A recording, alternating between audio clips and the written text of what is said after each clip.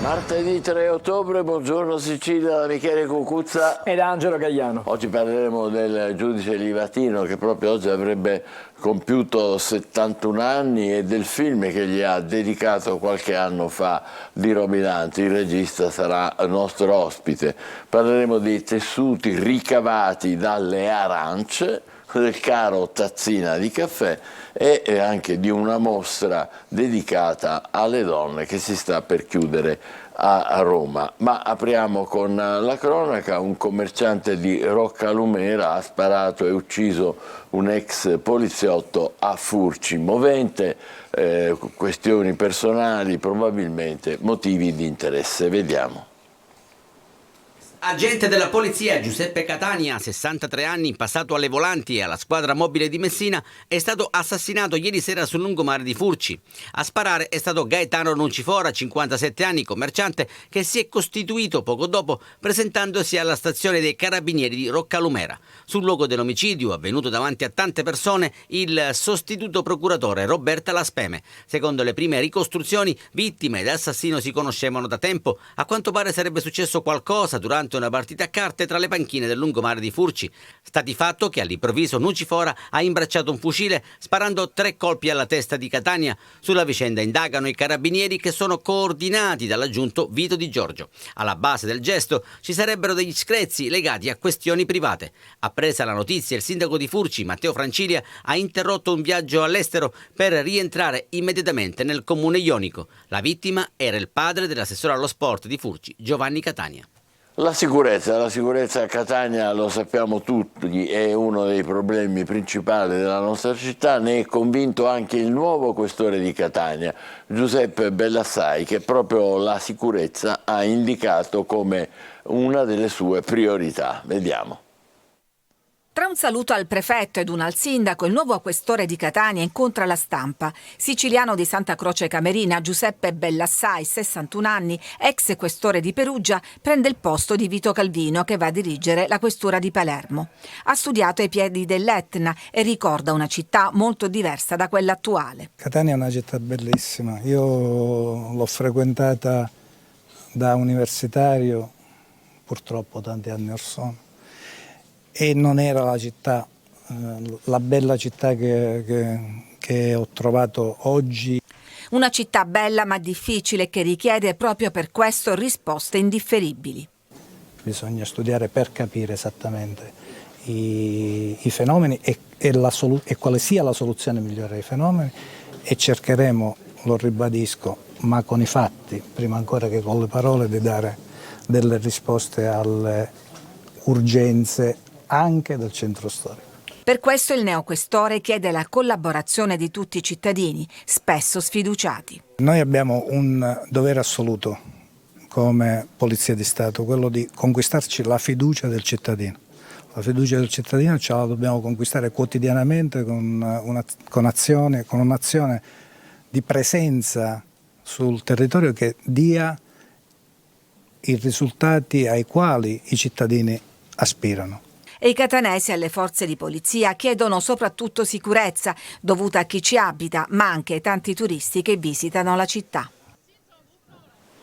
La decisione del Tribunale di Catania, che ha valutato come illegittimo il decreto che prevede un percorso alternativo e più rapido per la concessione del permesso di soggiorno ai migranti provenienti da paesi considerati sicuri, compresa una cauzione di 5.000 euro da versare da parte del profugo, ha scatenato la protesta del governo e delle forze di opposizione. La premier Meloni si è detta basita, per Salvini, il vicepresidente del Consiglio, i magistrati fanno politica e così anche molti altri esponenti del centrodestra. La giudice si è limitata a fare questa considerazione: non tocca a me difendere il provvedimento, ha detto, si può fare ricorso alla Corte Costituzionale. La sentenza del Tribunale Civile di Catania firmata dal giudice Iolanda Apostolico lascia basita la Presidente del Consiglio Giorgia Meloni, che contesta la decisione del giudice che ha rimesso in libertà 4 migranti fermati in base alle norme dell'ultimo decreto varato dal governo. La giudice ha naturalmente disapplicato anche la garanzia finanziaria di quasi 5.000 euro richiesta ai richiedenti asilo per evitare la detenzione nei CPR. Su Facebook lo sfogo di Giorgia Meloni, che scrive che la magistratura si scaglia contro i provvedimenti di un governo democraticamente eletto. L'attacco della Presidente del Consiglio è diretto, non è la prima volta che accade e purtroppo non sarà l'ultima. Certo, tutto diventa molto più difficile se perfino un pezzo d'Italia fa tutto il possibile per favorire l'immigrazione illegale. Parole che hanno fatto saltare sulla sedia l'Associazione Nazionale Magistrati, che difende la collega. Quelle che abbiamo letto, dice il sindacato, sono parole sbagliate per toni e contenuti che non sono consoni ai rapporti tra magistratura ed esecutivo. Ma chi è la giudice Iolanda Apostolico? La magistrata ha 59 anni ed è originaria di Cassino, in provincia di Frosinone, non è iscritta a correnti, è arrivata a Catania più di 20 anni fa, prima si occupava di diritto penale, poi il passaggio al civile nella sezione immigrazione.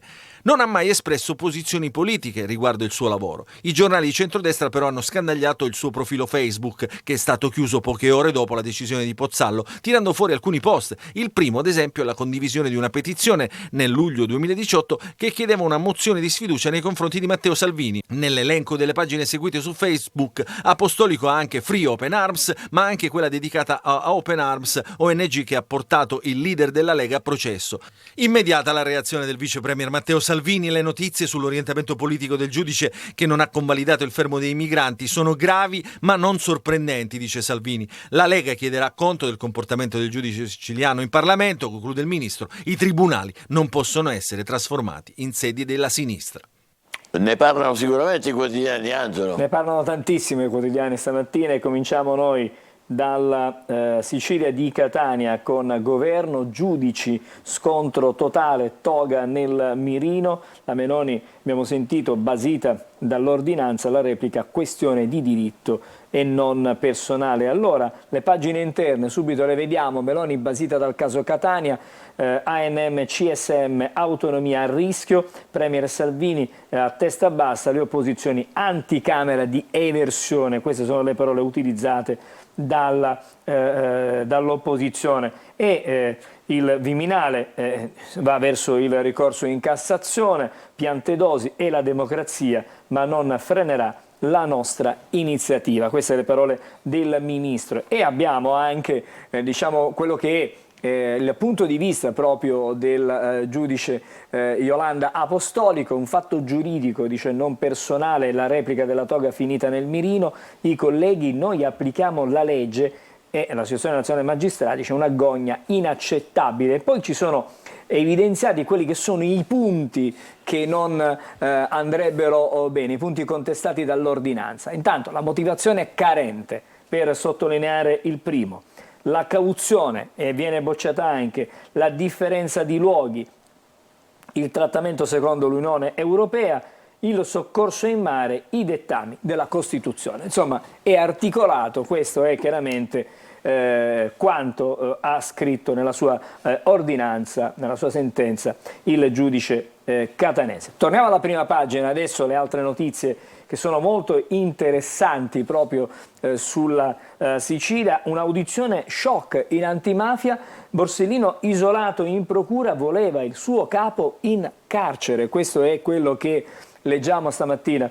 Il riferimento è al procuratore Giammanco, che è scomparso qualche anno fa purtroppo. E su questa vicenda ci torna con le pagine interne. La Sicilia, Borsellino aveva scoperto qualcosa sul conto del suo capo, come dicevi tu, Giammanco. L'avvocato Trizzino davanti all'antimafia lo riteneva infedele e voleva arrestarlo. È la prima volta che si sente dire una cosa del genere in un luogo istituzionale così importante come la Commissione Antimafia. Torniamo alla prima pagina della Sicilia per altri spunti. Intanto questa fotonotizia con il titolo La cura perché? Perché il premio Nobel per la medicina è andato a 2 ricercatori che con la loro scoperta hanno facilitato diciamo, il vaccino contro il Covid e quindi il riconoscimento della comunità scientifica a questi 2 scienziati. Suscitando l'ira di tutti gli antivax. Chiaramente,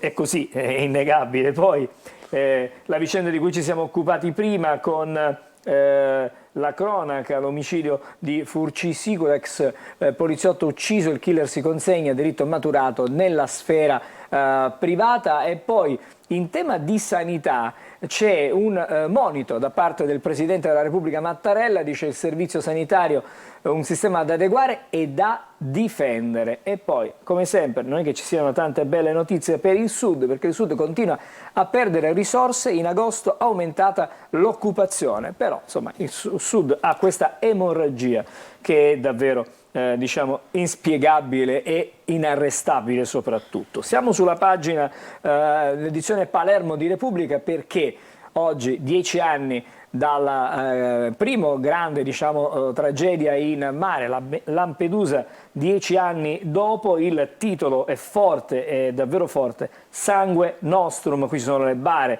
Ricorderemo certamente queste immagini di quello che fu davvero una tragedia immane con tantissime vittime, lacrime, rabbia. Nessun ministro all'anniversario del naufragio del 3 ottobre del 2013 fece 368 vittime. E oggi questo anniversario sarà ricordato a Catania con una cerimonia. E poi ce ne siamo occupati ieri nel corso del nostro telegiornale, la falsa partenza del carrello tricolore, niente sconti nei market, questo è un vero bluff. Queste sono evidentemente le reazioni anche dei consumatori. La prima pagina di Repubblica, andiamo nelle pagine interne sempre di Repubblica perché ci sono gli approfondimenti. Lampedusa, 10 anni di lutti, questo è il titolo, lacrime, rabbia e nessun ministro. Ci sono dibattiti, iniziative in memoria proprio del 3 ottobre del 2013, quando il naufragio più grave nella storia dell'isola fece 368 vittime. C'è anche il racconto di un superstite: ho perso amici che erano come fratelli, smettete di fare morire la gente, salvate, salvate, salvate. Questo è il suo appello dalle pagine di Repubblica. Sempre pagine interne di Repubblica, ci sono diversi approfondimenti stamattina su altre notizie. Questa è una notizia della disperazione quasi. Dona un rene al marito anche se incompatibile, una gioia immensa. Un intervento all'Ismet, che è un istituto, diciamo una struttura medica all'avanguardia, trapiantato l'organo a coniugi con gruppo sanguigno diverso, prima volta in Sicilia, sono rinato, ho già ripreso a lavorare. Questa è una bella storia, viene raccontata questa mattina. E poi invece i soliti problemi a Palermo perché è davvero infinita l'emergenza rifiuti, 42 mezzi guasti, città sommersa dai rifiuti, spiraglio per la discarica, solo 16 compattatori in servizio, la settima vasca verso il collaudo. È una situazione davvero complicatissima per quanto riguarda la città di Palermo. Siamo adesso alla giornale di Sicilia, che ha l'apertura dedicata proprio a questo scontro governo-giudice e l'alta tensione che viene evidenziata. Le critiche della Meloni alla sentenza di Catania contro i migranti trattenuti scatena la difesa d'ufficio di togati e opposizione.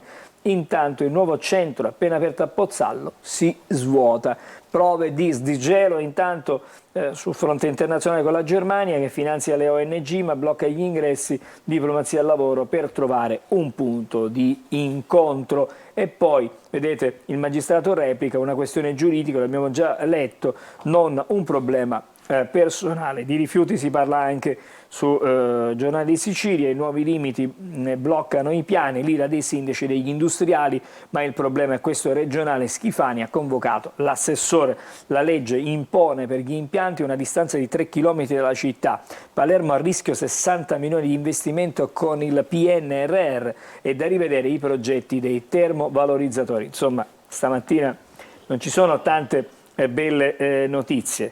Quella che arriva dalla scienza, il premio Nobel agli scienziati del vaccino anti-Covid. Vedete qui il premio a Katalin Karikó ungherese e all'americano Drew Weissman per la scoperta dei farmaci a RNA messaggero applicate durante la pandemia. Questa la prima pagina del Giornale di Sicilia. Chiudiamo con la Gazzetta del Sud, che ha in prima pagina proprio il fatto di cronaca: Furci uccide poliziotto e si costituisce. L'omicidio ieri intorno alle 19 sul lungomare davanti a tantissime persone, e a cadere, come abbiamo sentito, sotto i colpi esplosi dal 57enne Gaetano Nucifora, l'ex agente della Mobile di Messina, 63enne Giuseppe Catania. Questa è la fotonotizia, vedete, anche con il luogo, con la vittima e con diciamo l'omicida.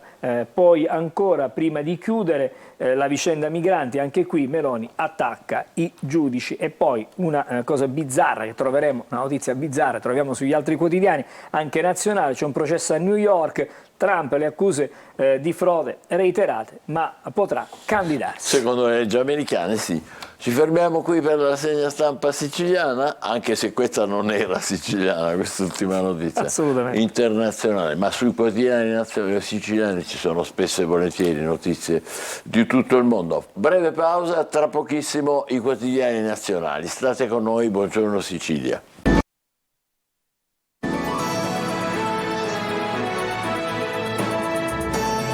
Buongiorno Sicilia da Michele Cucuzza Ed Angelo Gagliano. Continuiamo con i quotidiani nazionali. Allora, ricominciamo, stamattina lo facciamo dalla Repubblica, la manovra senza soldi. Questo è il titolo, diciamo, che apre il tema della sanità, governo sotto accusa. Nella NADEF, che è la nota di aggiornamento, lo diciamo, del documento di programmazione economica e finanziaria, per 2 miliardi i governatori della regione lanciano l'allarme.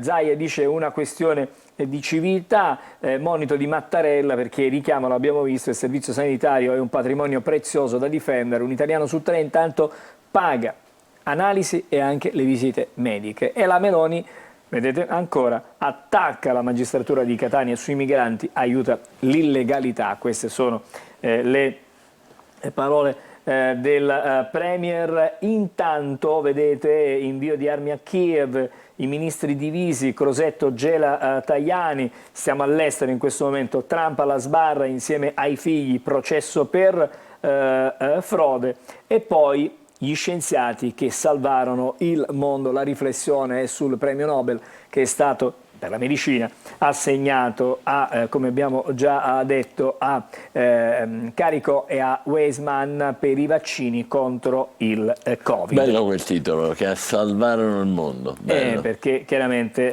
morti tutti. Non eravamo pronti a questa pandemia. Il Corriere della Sera, vedete, ha il tema dei migranti in primo piano, però a livello internazionale, cioè la trattativa tra Roma, cioè il governo italiano, e Berlino. Si tratta. La Meloni però è basita dalla sentenza di Catania, la giudice nulla di personale, contatti, lo ripetiamo, dopo lo scontro con la Germania sulle ONG, e diciamo, rivedere i sussidi ai migranti nell'Unione Europea. Insomma, sono anche temi economici che si intrecciano molto su questa vicenda dell'immigrazione. Poi non ci sono belle notizie che arrivano sul fronte della guerra in Ucraina. Mosca testa un missile a propulsione nucleare. Queste sono le rivelazioni dei media americani, notizia che si ritrova stamattina su diversi quotidiani. Poveri figli delle periferie, l'Atlante dei caduti russi, quindi insomma si fa un ritratto di quelle che sono le vittime dell'esercito in questa ormai lunga guerra in Ucraina. Poi una notizia di cronaca, non tutti i quotidiani sono riusciti a darla perché è successo ieri a tarda sera. C'è un'altra scossa che spaventa Napoli, parliamo di terremoto, fuga nell'estate, Campi Flegrei, magnitudo di 4.0. Ma nessun ferito, nessuna Al momento vittima. non ci sono praticamente, non si registrano danni, non si registrano vittime. C'è l'ira di Trump poi, a proposito del processo di cui abbiamo parlato per frode, che è alla sbarra, come diciamo per frode, processo politico. Queste sono le sue parole, anche qui la notizia dei Nobel, che il Nobel è andato ai pionieri dei vaccini contro il Covid, Caricò e Weissman premiati per la scoperta sull'mRNA, quindi insomma il valore della ricerca e le tante vite salvate. Anche qui l'attenzione puntato sul fatto che siano state salvate tantissime vite grazie a questo nuovo vaccino che rispetto a quelli tradizionali ha avuto una maggiore e larga diffusione. CPR, Meloni si sfida, Meloni sfida i giudici, qualcuno rema contro. Queste sono le parole virgolettate, la Presidente sulla sentenza di Catania Basita, lo stupore del Colle. Ecco, questo è interessante perché la Stampa è il primo che ha una semi-reazione di Mattarella. Anche se stupore. non c'è ufficialmente una reazione e poi c'è un silenzio, lo vedremo che viene interpretato questo silenzio dalla Stampa. Invece sarà interessante sapere quale sarà la reazione di Mattarella, se ci sarà. Se ci sarà. E allora, poi, questo è un bel titolo, ci sono due belle fotonotizie, Nobel Sivax, per i due scienziati I geni di esattamente, che hanno fatto questo vaccino, anzi la tecnica per il vaccino, poi Mr. Fake, se la X adesso fa paura, un ritratto un po' strano diciamo di Musk che viene definito filo putiniano e contro Novax, fra le altre cose. Quindi diciamo che si mettono in mostra, in evidenza quelle che sono... Ah, pure filo russo adesso è diventato. Così lo definiscono sui giornali. Ma perché vende anche in Russia forse? Probabilmente sì. Forse sì. E allora poi gli altri quotidiani, cominciamo dal Messaggero, che ha una notizia che riguarda le pensioni, perché le donne a 64 anni potranno andare in pensione. Allora, il governo lavora ad un ulteriore scivolo per anticipare l'uscita delle lavoratrici. La quota diventa 84 per le donne, assegno ridotto ma con soli 20 anni di contributi, 13esimi, slitta per adesso la detassazione. Questo è il quadro diciamo che riguarda la manovra. Poi c'è sempre evidentemente il tema dei migranti, Meloni basita dalla giudice di Catania, sui migranti c'è chi tifa per la illegalità. Poi l'occupazione, il dato di cui facevamo e accennavamo prima, ad agosto più 59.000 posti, il Premier lavoro, il nostro faro. E poi bruttissima notizia, vicenda di un po' di tempo fa.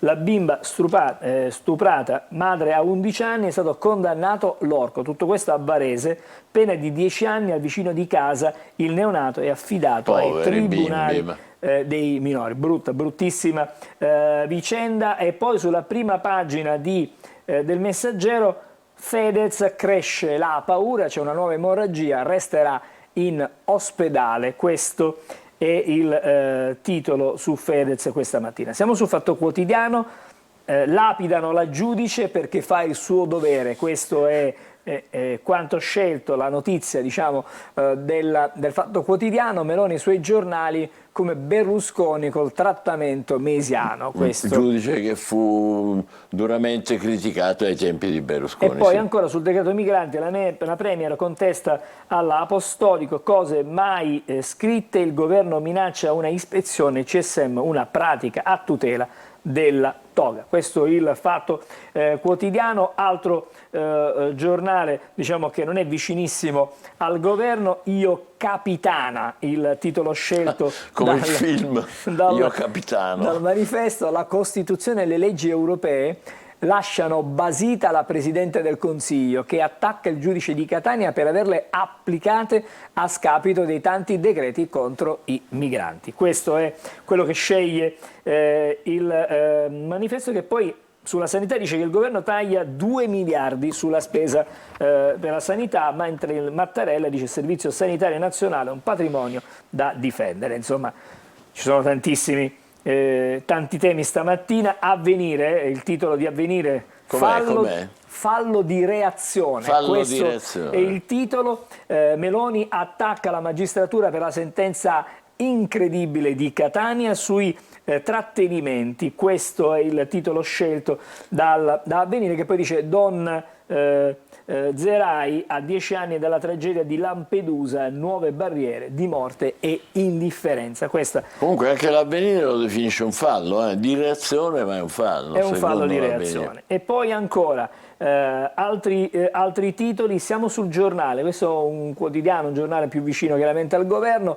Governo Gufi 4-0, schiaffo ai catastrofisti. Vediamo cos'è la lettura. Vediamo cosa sono questi 4 gol. L'Italia si fida, il BTP Valore raccoglie subito 4,6 miliardi.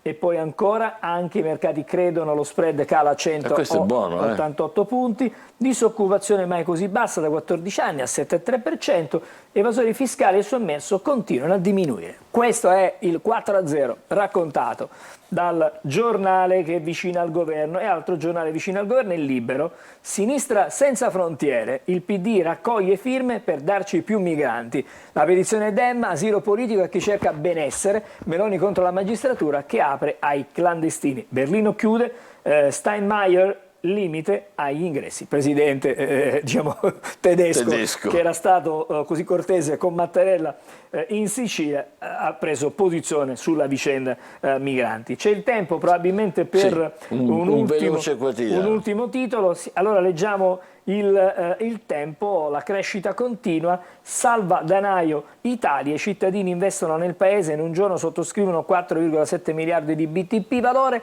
confermata la fiducia nella scelta dell'esecutivo a dispetto dei complottisti, dati positivi anche dall'Istat, disoccupazione scesa al 7,3%, il dato e conferma quello che dai vedevamo 14 anni. E prima. poi l'alternativa non è governo tecnico, ma andare di nuovo al voto. E vediamo cosa dice Mattarella. Oddio, com'è che si chiamava il tecnico? Mi pare Mario. Vabbè, ci fermiamo qui. Osho ha colpito ancora. Ci fermiamo qui, poi adesso ci vediamo il meteo e poi un promo importante. State con noi. Un saluto e ben ritrovati da Sofia Inglese di Trebi Meteo. Ci attende un martedì stabile ed assolato sulla nostra penisola. L'autunno si fa ancora aspettare, clima infatti tipicamente estivo con punte massime anche di 28-30 gradi. Sulla Sicilia tempo stabile ed assolato, al più solo qualche velatura in transito senza conseguenze. La ventilazione debole con mari calmi o poco mossi. Temperature massime che non subiranno particolari variazioni, clima estivo con valori ben oltre le medie stagionali, punte infatti che potranno ancora raggiungere i 28-29 gradi all'ombra. Nel corso della giornata di mercoledì ancora sole protagonista, sempre qualche velatura in transito ma senza conseguenze, la ventilazione ancora debole o regime di brezza lungo le zone costiere con mari calmi o poco mossi. Temperature massime senza particolari variazioni con picchi sempre intorno ai 27-28 gradi. Ulteriori dettagli vi attendono come sempre sull'app di Trebi Meteo. De waar is deze straat in de Vitania? Er zit boos in strada, no. Russo. Tedesco. No, russo. Russo, niente. Formiamo così. Mi chiederò sempre nella vita perché si chiama sale. Che sale dovrebbe essere così. Assaggiamo un pochettino, così. ma che bontà! Ma che bontà! La zucchina no. E allora? La smettete di litigare tutte e due? Quando si mangia? Tutti i giorni su Antenna Sicilia. Infatti tutti i giorni prima del TG c'è Chi la vuole cotta alle 12.30 e alle 19 su questa rete, naturalmente su Antenna Sicilia. Diamo il benvenuto al regista Alessandro Di Robilante. Buongiorno. È un grande piacere averla con noi, grazie. Lui è stato l'autore del film Il giudice ragazzino del 1994, dedicato a Rosario Livatino, che oggi avrebbe compiuto 71 anni. Avrebbe compiuto se la Stigia non lo avesse assassinato lungo la strada, come certamente ricorderete. Che ricordo ha di quell'esperienza del suo film? Ma un ricordo molto bello, perché è stata un'esperienza forte che mi ha permesso di, avvicinarmi a una realtà che non conoscevo e mi ha permesso di fare un film che ha raccontato il problema della mafia da un punto di vista che secondo me non si era visto prima. E questo bisogna ringraziare anche lo sceneggiatore Andrea Purgatori e Ugo Pirro, che quando andammo a incontrare i genitori di Livatino, trovarono il nocciolo della questione di come raccontare questa storia, cioè fare in modo che non fosse semplicemente un racconto quasi televisivo di un magistrato che poi viene ucciso dalla mafia, ma cercare di capire come rendere questa vicenda in qualche modo significativa in un altro senso. Perché lui era un personaggio singolare, diverso dall'immagine tradizionale che abbiamo del magistrato che combatte la mafia. Sì, era un uomo molto pio, molto legato alla famiglia, e certamente aveva diciamo che credo che vivesse la sua professione come una specie di missione, sì, come fosse quella di un prete. Sì, sì. Ma volevo ricollegarmi a quello che dicevo prima. Prego. Abbiamo capito come raccontare questo film quando siamo andati a casa dei genitori di Livatino. A un certo punto, dopo che ci siamo conosciuti, abbiamo parlato, cose simili, sentiamo dei rumori nel piano di sopra. A quel punto la madre alza gli occhi e fa così, come dire, sopra di loro abitava uno dei grossi rappresentanti della mafia locale. Idi Caro. Per cui lì è venuta l'idea, cioè cosa bisogna raccontare in questo film? La contiguità, quindi la grande difficoltà di un magistrato che nasce, vive e cresce in una comunità e che si trova nella posizione di dover mettere in prigione persone che lui conosce da quando è bambino. Sì. Allora direi che questo è stato veramente il succo del film e credo che anche il successo del film sia dato da questo. Davvero, se posso permettermi, è difficile, anche audace come ispirazione, è vero, riuscire a realizzare la contiguità, sì, che poi peraltro ha degli sviluppi e degli esiti imprevedibili anche dopo il suo assassinio, perché i killer, che pure vengono condannati all'ergastolo, sono della Stidda, che è un'organizzazione in qualche modo parallela e rivale alla Cosa Nostra tradizionale, poi alla fine si pentono anche loro e hanno anche loro una sorta di conversione religiosa. Sì, sì, questo è avvenuto, diciamo proprio per coloro che lo hanno ucciso, non i mandanti. Non i mandanti. Ecco, per cui i due assassini in realtà poi quando si sono pentiti, cosa sì, che è stato abbastanza curioso, inaspettato. Sì. Ed è ricordato anche recentemente l'ho anche ricordato Francesco dicendo le parole di uno dei due killer che ha detto, quando sono delle cose terribili già solo da raccontarsi, quando io ho puntato l'arma contro, ho visto una luce nei suoi occhi, negli occhi della vittima di Livatino. Lo ha ucciso lo stesso, però racconta di avere visto una scena quasi mistica nel momento in cui avviene la cosa più terribile che possa avvenire tra un uomo e un altro uomo. Sì, impressionante questa cosa. È impressionante. Evidentemente Livatino era anche un personaggio appunto particolare. Che aveva probabilmente una marcia in più sotto questo aspetto e probabilmente lo trasmetteva.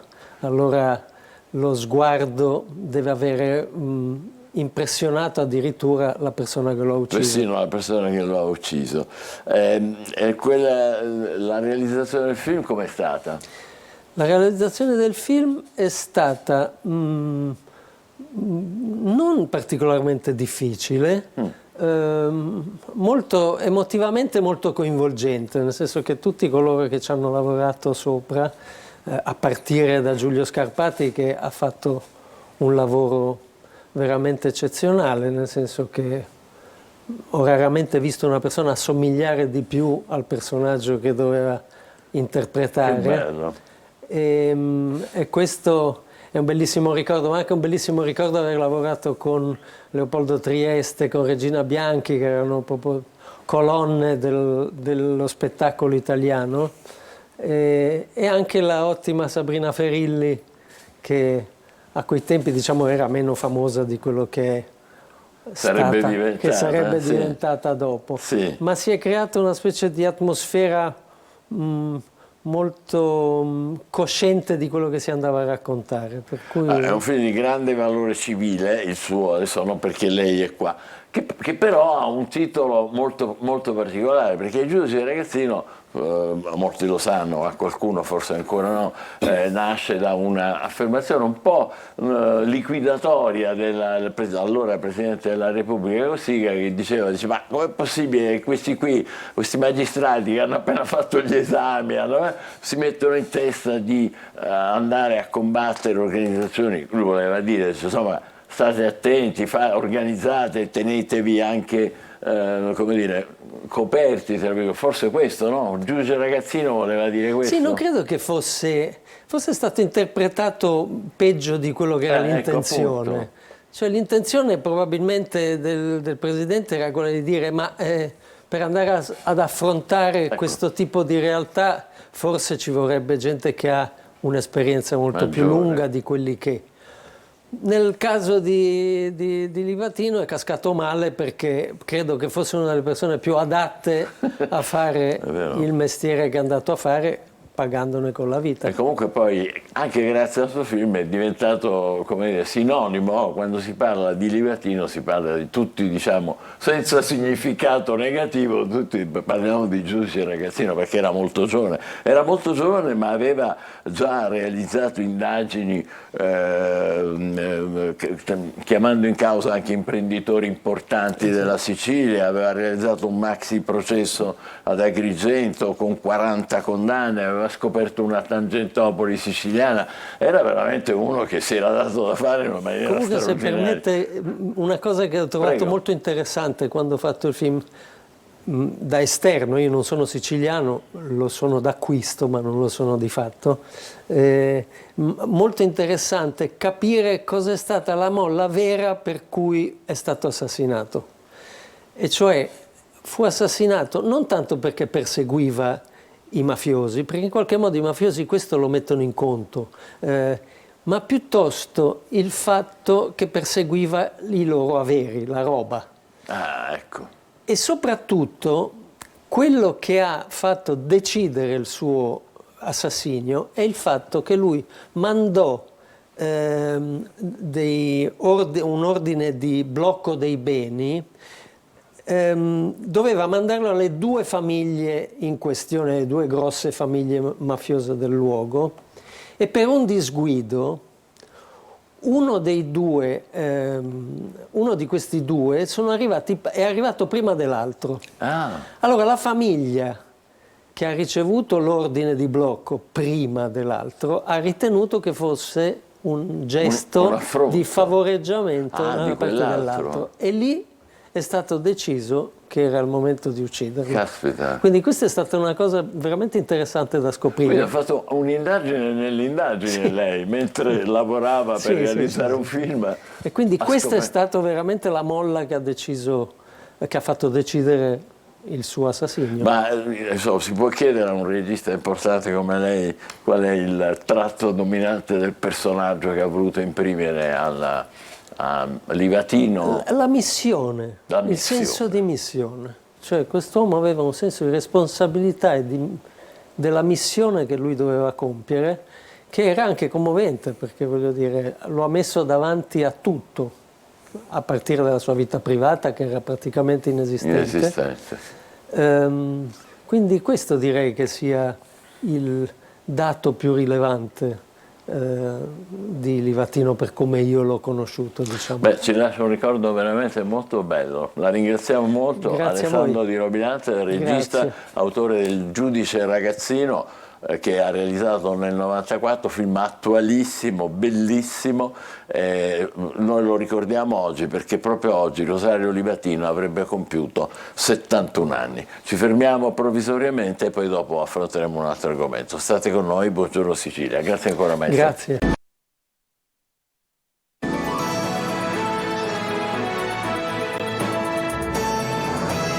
Sicilia abbiamo un ospite speciale, oggi è Adriana Santonocito, imprenditrice di Catania, giovane ma già molto attiva, ha depositato 2 brevetti, 2 nel mondo della moda. Vi prego di inquadrarmi non perché voglia fare il bello ma perché vi voglio fare vedere la sua creazione. Pensate, questa qua è pelle, non so se si intuisce da casa, però da che cosa è ricavata?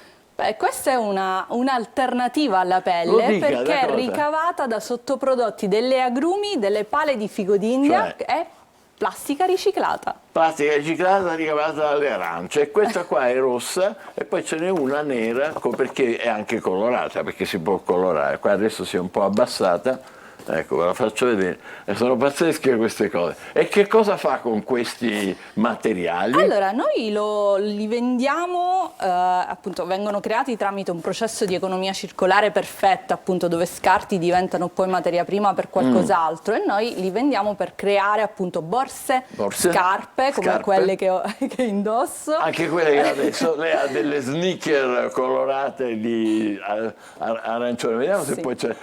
Sì. Faccia un po' quella.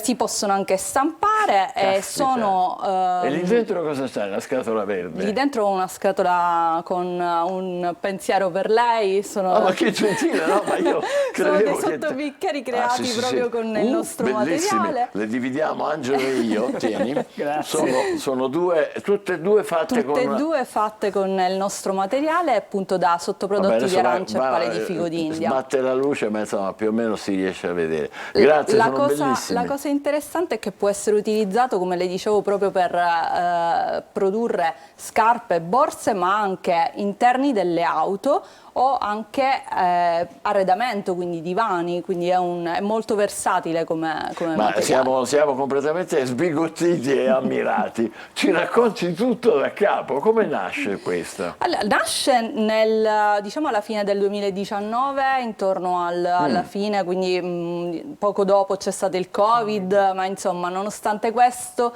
abbiamo portato avanti questa idea. Come l'ha avuta questa intuizione? Volevamo creare un'alternativa proprio alla pelle per dare la possibilità a chi non vuole più utilizzare pelle animale di avere un materiale che possa essere bello, di altissima qualità e che possa essere vegano. No, quindi alle pelli di animali, e questo siete in parecchi a condividere questo punto di vista, ormai quasi molti. Però l'idea dell'arancia è venuta solo a lei. Diciamo che noi, vivendo in questa meravigliosa terra, abbiamo capito che guardando proprio alle nostre risorse potevamo trovare quello che faceva al caso nostro per creare questa alternativa, ed è stato proprio qua che abbiamo visto che c'erano tonnellate di sottoprodotti di arance o anche pale di figo d'India che non venivano utilizzate e che quindi potevamo. Ecco, lei ha introdotto un altro tema, il figo d'India. Infatti prima nelle foto io non ho avuto il tempo neanche di dirlo perché ero preso dalla storia delle arance. In una delle immagini si vede anche una pala di figo d'India, mentre i nostri in regia la cercano. Lei, eccola qua, ecco, vedete. Che si fa con quelle? Lì ci sono pure le spine, aiuto! In realtà, a parte che siamo tra i maggiori produttori nel mondo proprio di figo d'India, poi si mangia pure, come si suol dire. Il frutto si mangia e tra l'altro con la pala si ricava anche una buonissima farina alimentare, e quello che resta, il nopal, famosissimo nopal nel Messico, tranne lo conoscono tutti, tranne noi due.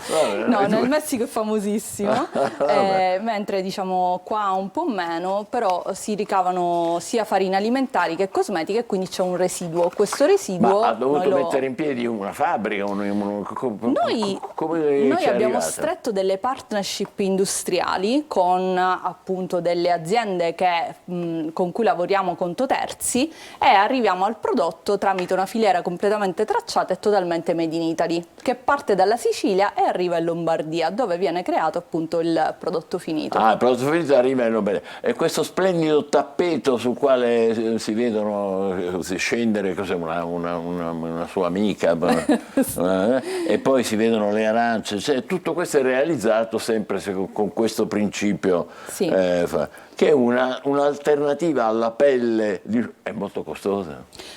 In realtà è meno costosa della pelle animale.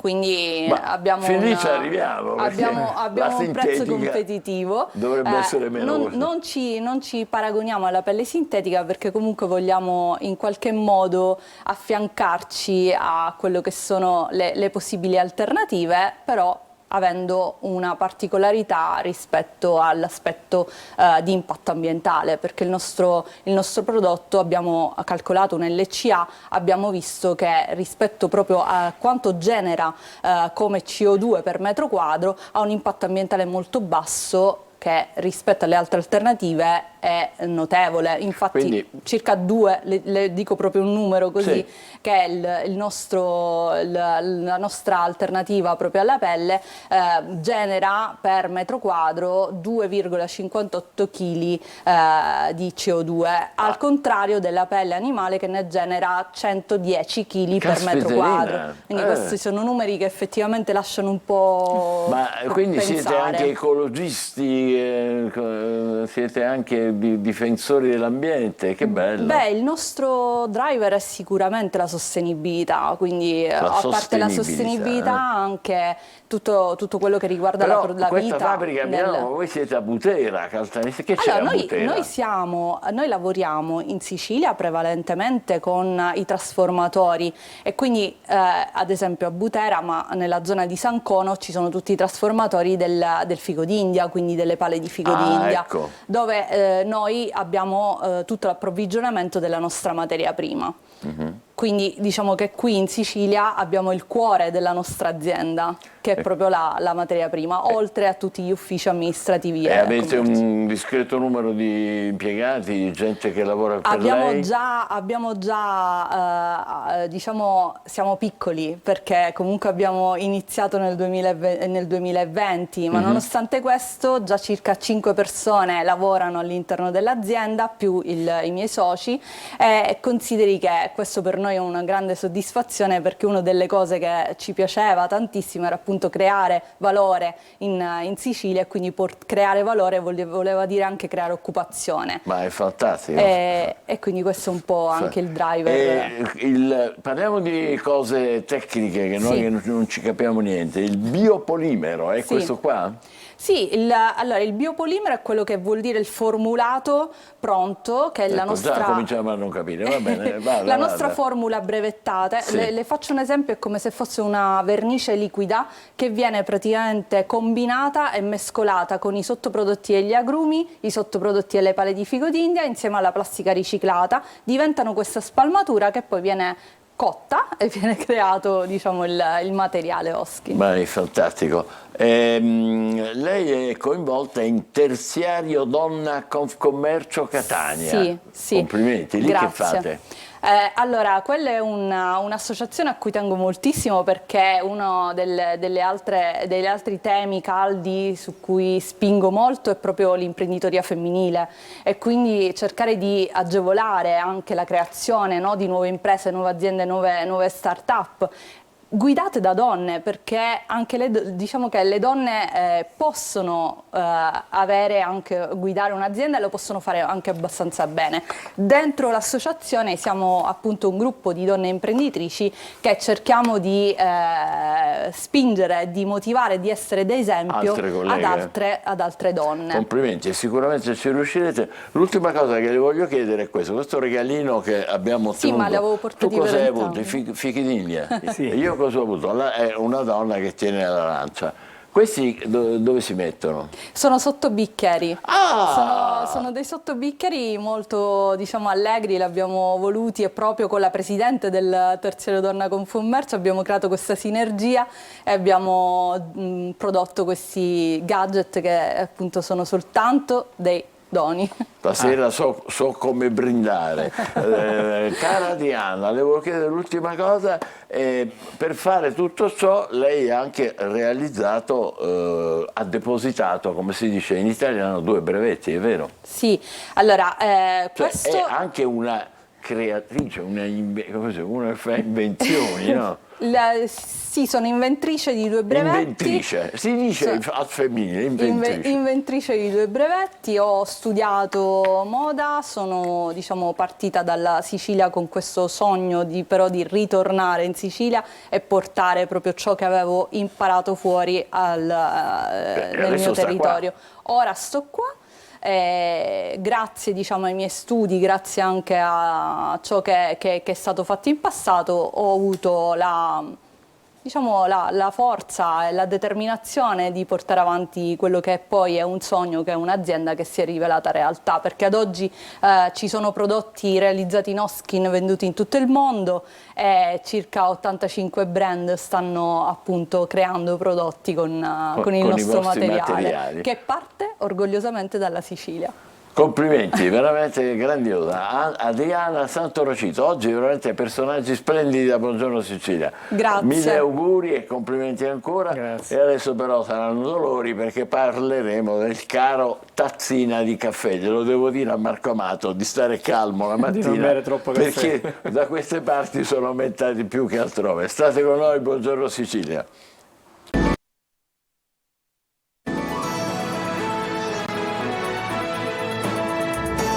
Buongiorno Sicilia e buon caffè a chi si alza adesso, perché quello fatto in casa è gratis o quasi, se non il pacchetto comprato al supermercato, perché le tazzine stanno crescendo di prezzo, ne abbiamo parlato nei giorni scorsi, ma adesso è venuto il momento di fare un po' un esame approfondito. C'è una vera e propria stangata di cui parlano le associazioni di consumatori.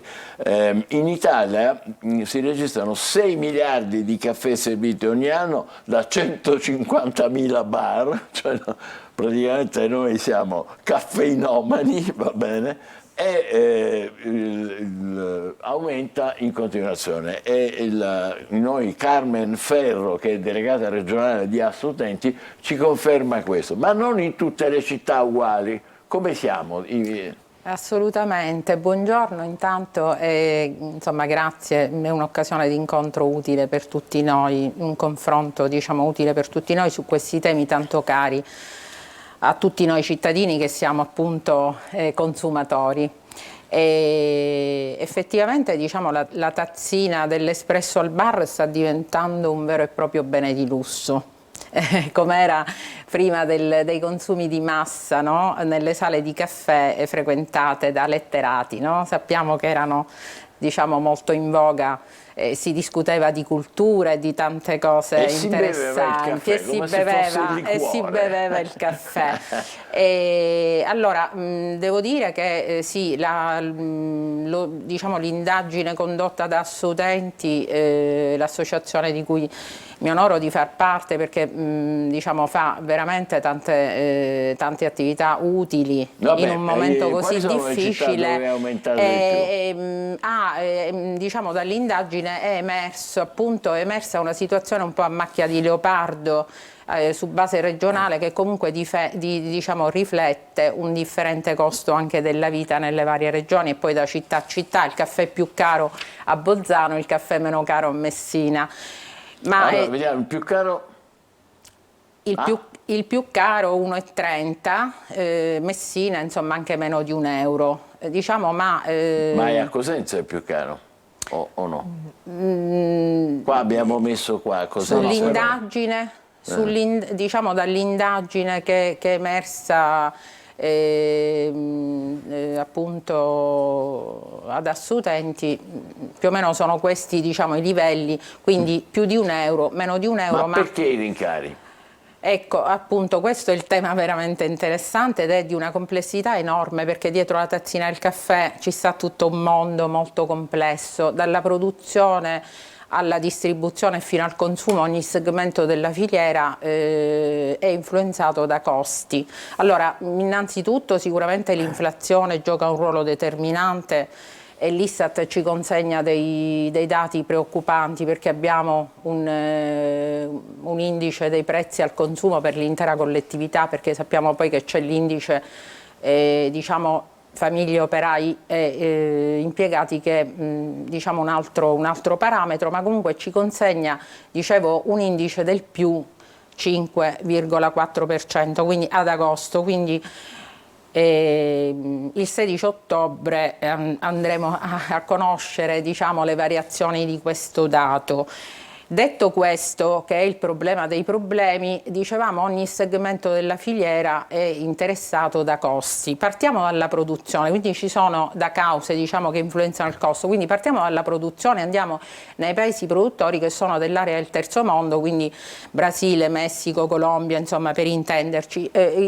Diciamo, il contesto socio-economico, politico di questi paesi influenzano un poco il costo del caffè, certo. Perché danneggia, sono, diciamo, tensioni sociali e conflitti che danneggiano la produzione e quindi danneggiano anche la produzione del caffè, riducendo i livelli dell'offerta. Quindi un primo dato è questo, e anche, diciamo, tensioni sociali fra contadini e intermediari che hanno accesso alla distribuzione, perché i contadini non hanno accesso alla distribuzione. E diciamo anche lì il costo è influenzato per manovre speculative degli intermediari a danno dei contadini, cioè l'intermediario cerca di pagare a basso costo il prezzo del caffè al contadino per poi rivenderlo a rialzo alla distribuzione. Questo quindi è un primo, diciamo, ordine di problemi. Nei luoghi della produzione, ma perché ci sono queste differenze nelle città? Dovrebbe esserci più o meno Ma allora, perché tendenzialmente partiamo da un altro dato molto importante, sì. Il prezzo è libero, quindi il gestore di un'attività, diciamo, di una caffetteria non ha assolutamente alcun vincolo, cioè in teoria potrebbe anche diciamo così scegliere, volere un prezzo ben più alto di quelli che abbiamo. Quindi partendo da questo dato e poi considerando, ripeto, il differente costo della vita e comunque, diciamo, su base regionale da città a città, e anche differenti costi per la caffetteria, perché appunto andando poi avanti nella disamina dei costi ci sono anche i costi della caffetteria, cioè di gestione, quindi il contratto del barista, per intenderci, certo. Il costo dei, diciamo, dei beni collegati al caffè, nel senso che sono necessari per servire il caffè, quindi il carovita anche sullo zucchero, sul cucchiaino, sul tovagliolo, banalmente, diciamo, influenzano anche il costo della tazzina d'espresso. E quindi sostanzialmente, diciamo, i dati divergono per questo, e poi a monte per quello di cui parlavo, cioè del fatto che appunto il gestore non ha se non l'obbligo di diciamo pubblicare all'interno della caffetteria il listino dei prezzi. Allora, ripetiamo, Bolzano media 1,34 la tazzina, è il top. Messina 0,95. Adesso finito il programma, Angelo e io andiamo a berci un caffè a Messina. Insomma, diciamo che il costo del carburante probabilmente vi farà pagare la tazzina del caffè molto più che apparentemente, diciamo, il costo di cui lei ha fatto cenno. E poi andando avanti nella disamina, diciamo, dei costi, anche nel segmento della distribuzione fino al consumo ci sono, oltre ai costi di cui abbiamo parlato, certo differenti, perché anche il costo dell'affitto e delle utenze di una caffetteria a Milano non sarà quello della caffetteria a Messina. Per quanto quelle di Messina siano ottime, il caffè siciliano, che non posso nominare. Il caffè siciliano ha un gusto deciso, determinato, come il siciliano, proprio come l'indole del siciliano.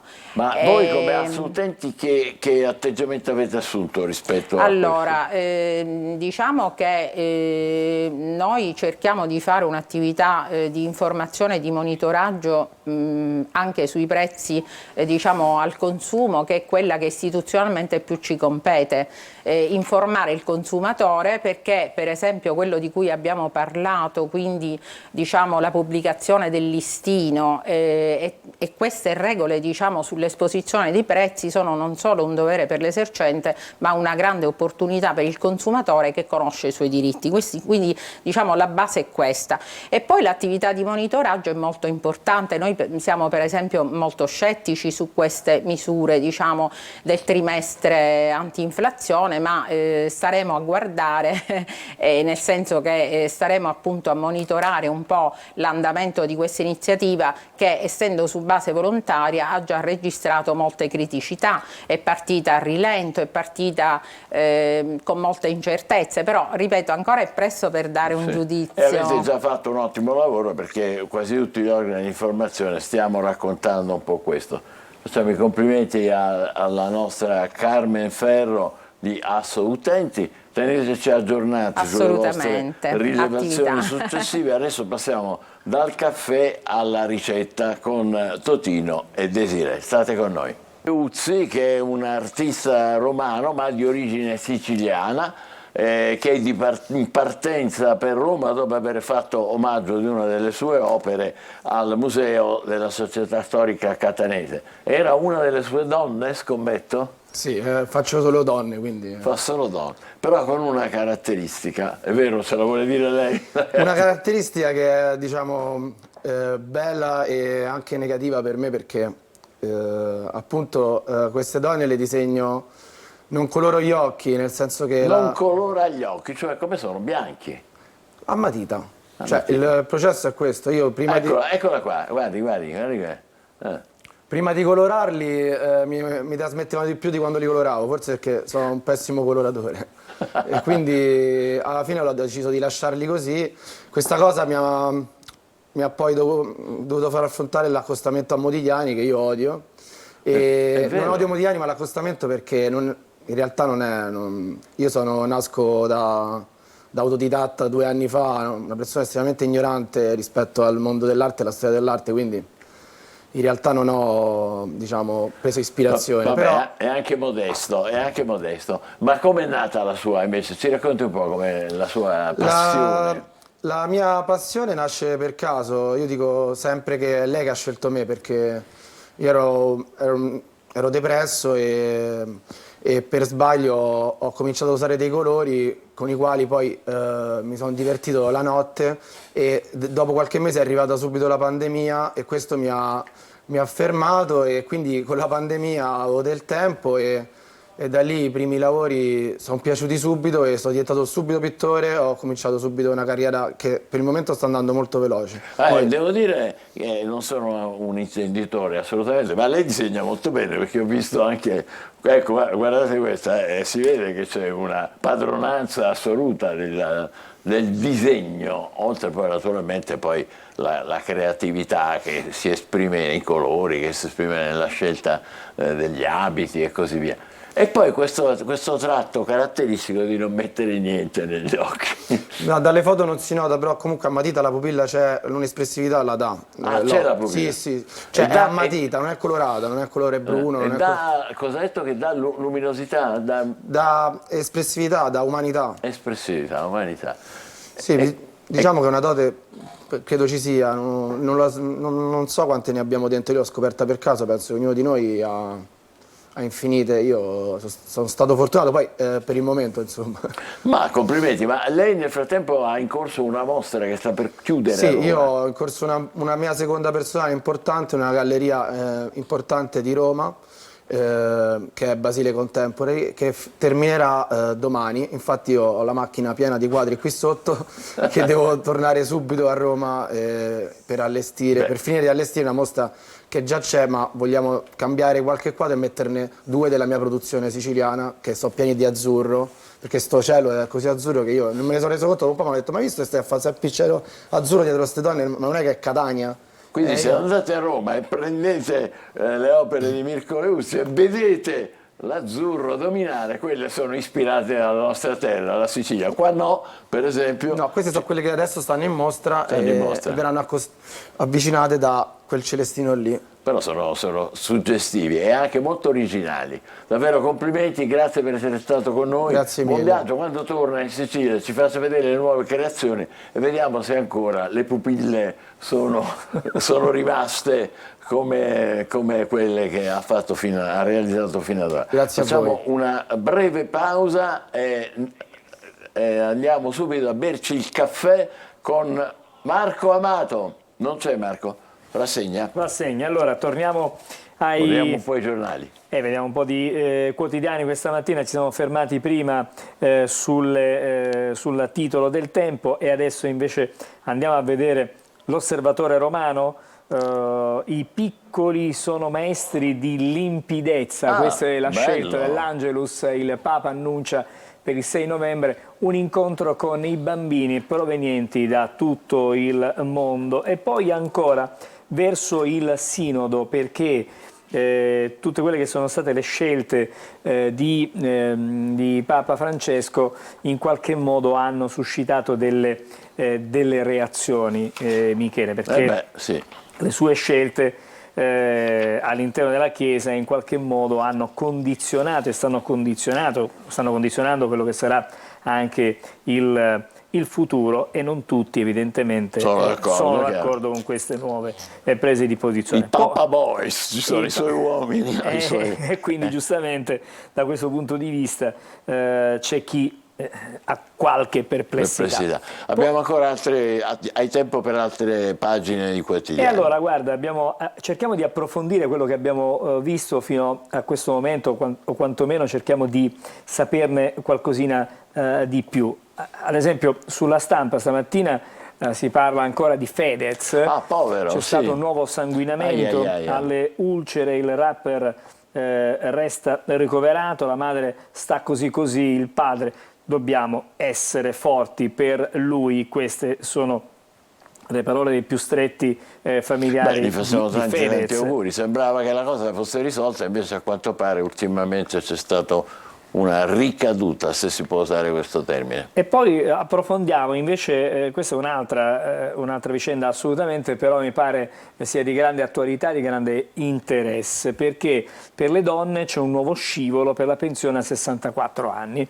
Quindi c'è lo studio del governo, quota 84, per anticipare l'uscita delle lavoratrici. Basteranno solo 20 anni di contributi, ma l'importo dell'assegno si ridurrà. Inevitabilmente. Quindi, inevitabilmente, chiaramente. Ormai il problema è proprio questo, riuscire a pagare le pensioni, per cui si trovano tutti i marchingegni possibili. Ci sono delle scelte evidentemente e qualcuno deve anche sacrificarsi. Andiamo a vedere anche le altre notizie di cui abbiamo parlato stamattina, perché guarda, su Repubblica, sulla vicenda, sul conflitto in Ucraina, ci sono delle aperture perché possa entrare nell'Unione Europea, però resta l'ostacolo dei sovranisti dell'Est. Al Consiglio dei Ministri degli Esteri, Borrell ottimista sul via libera ai negoziati, Bruxelles annuncia dei nuovi fondi, Ungheria, Slovacchia e Polonia tirano il freno. Queste sono le posizioni, ma intanto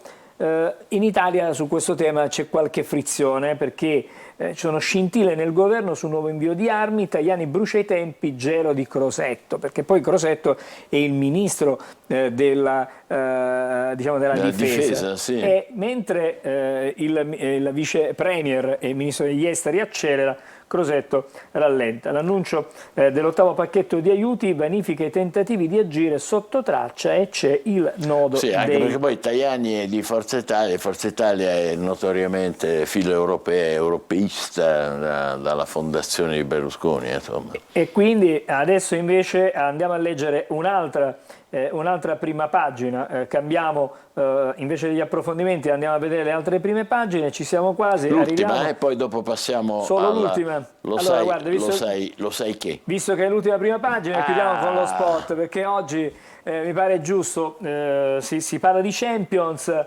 E allora la Gazzetta dello Sport, Inzaghi sfida il Benfica, risponde a Sacchi, la mia Inter è europea, perché in qualche modo insomma il tecnico Arrigo Sacchi aveva detto insomma che l'Inter non ha questa mentalità europea, e invece Inzaghi dice che la sua è una squadra costruita anche per l'Europa, con il primo piano la rabbia di Inzaghi, allenatore dell'Inter. Che espressione fortissima, bello essere riuscita catturarla. Dobbiamo ricordare che in Napoli stasera insomma, c'è una notte Real al Maradona. Napoli, come si batte Carletto Ancelotti, che ha avuto una brevissima esperienza a Napoli, non è mai scoccata la scintilla giusta con il Napoli. Questa è la situazione. Perfetto, adesso lo sai che nel lontano 42, oggi che giorno è? Ricordiamocelo, 4 Oggi ottobre. è martedì 3 ottobre. 3 ottobre. Allora, nel lontano 42, il 3 ottobre, vedete che succedeva? Guardate lì, mamma mia. Prima battaglia di Filippi, i triumviri Marco, Antonio e Ottaviano si scontrarono, non fra di loro, loro tre guidavano le truppe romane, con una feroce battaglia con gli assassini di Cesare, Bruto e Cassio. Vedete un po' che cosa ne è seguito. Allora, molti secoli dopo, ma siamo sempre il 3 ottobre, stavolta del 1789, George Washington proclamò il primo giorno di ringraziamento, che è la festa, profondamente radicata nella cultura americana. Fu Abraham Lincoln poi nel 1863 a stabilirlo come festa nazionale da celebrare l'ultimo giovedì di novembre.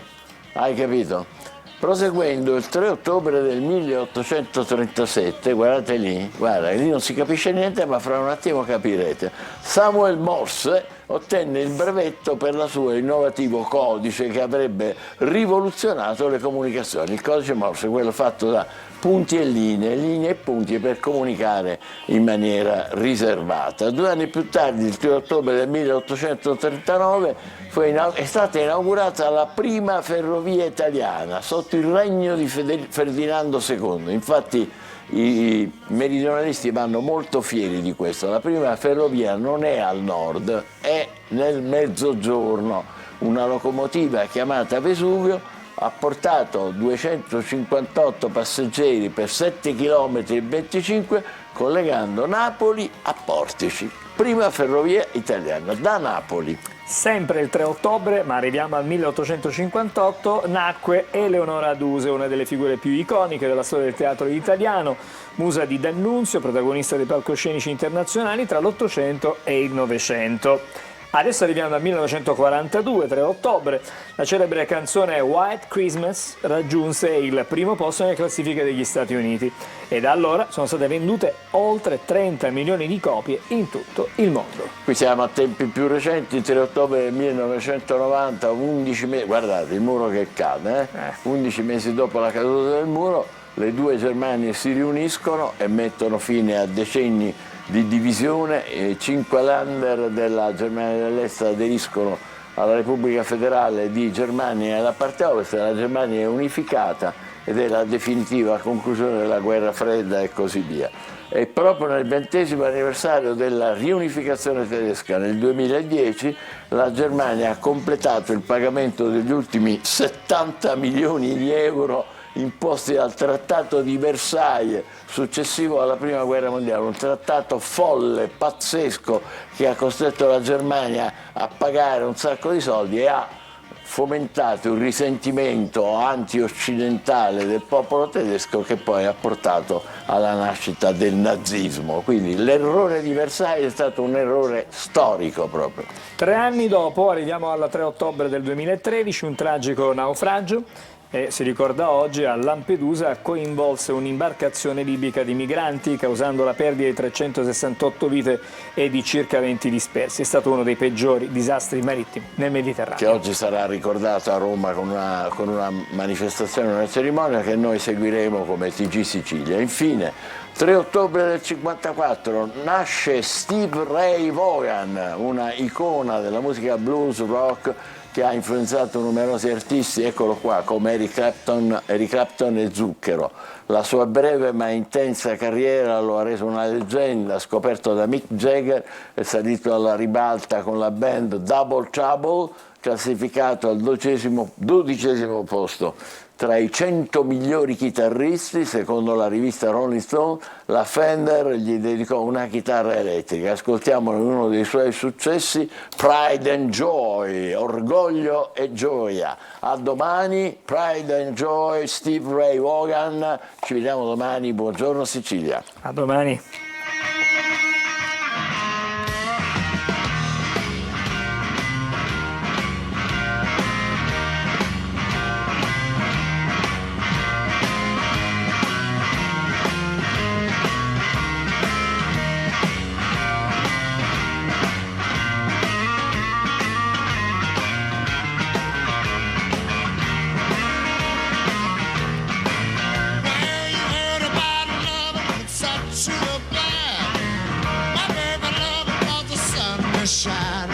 my sweet little thing. She's my pride and joy. She's my sweet little baby.